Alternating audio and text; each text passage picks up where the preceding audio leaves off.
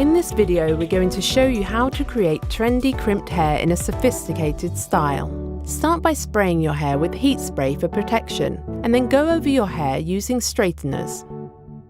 Next, sweep your hair into a deep side parting, clipping back the remaining hair by your ears.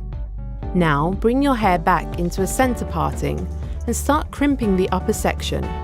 Use a crimping iron to work from the roots of your hair to the ends. Repeat on the other side.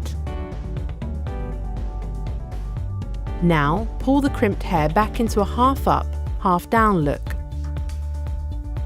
Fasten with hair grips at the back of your head.